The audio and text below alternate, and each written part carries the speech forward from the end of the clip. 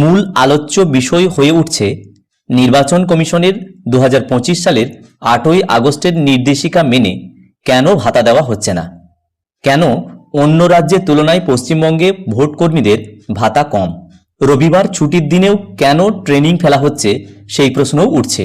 অভিযোগ, প্রশিক্ষণের দিন টিফিনের টাকাও দেওয়া হচ্ছে না। এইসব অভিযোগ সামলাতে হিমশিম অবস্থা প্রশিক্ষক এবং সেক্টর অফিসারদের।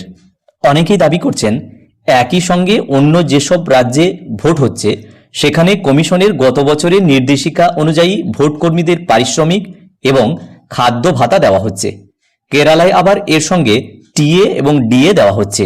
সেখানে ভোটকর্মীদের পারিশ্রমিক ও ভাতা অনেকটাই বেশি। একজন প্রিজাইডিং অফিসার কেরালায় পাবেন 4,200 টাকা, তামিলনাড়ুতে 3,000 টাকা, অথচ পশ্চিমবঙ্গে পাবেন মাত্র 2,170 টাকা। অন্যান্য ক্ষেত্রেও একই বঞ্চনা। শিক্ষা অনুরাগী ঐক্যমঞ্চের পক্ষ থেকে অবশ্য দাবি করছেন, প্রশিক্ষণের দিনে ফুড অ্যালাউন্স হিসাবে 500 টাকা বরাদ্দ থাকলেও রাজ্যের সিইও দপ্তরের নোটিশে মাত্র 170 টাকা বলা হয়েছে।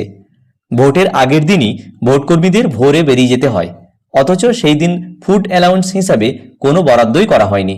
কোনোভাবেই তা কমানো বা বাতিল করা চলবে না।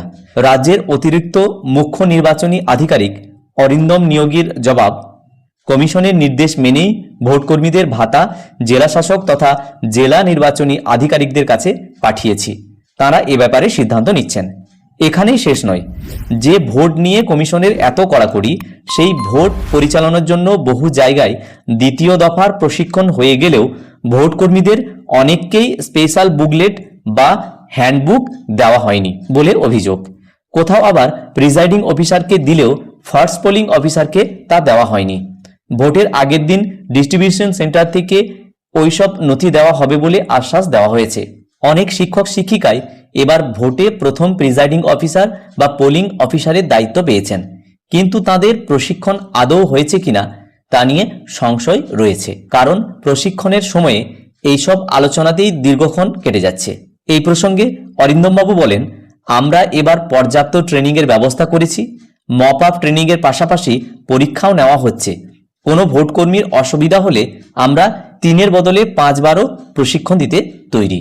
প্রতিবেদনটি এই সময় পত্রিকায় পরিবেশিত হয়েছে। আমি এই ভিডিওর মাধ্যমে হুবহু শেয়ার করার চেষ্টা করলাম মাত্র। ভিডিওটি প্রত্যেককে দেখার জন্য ধন্যবাদ।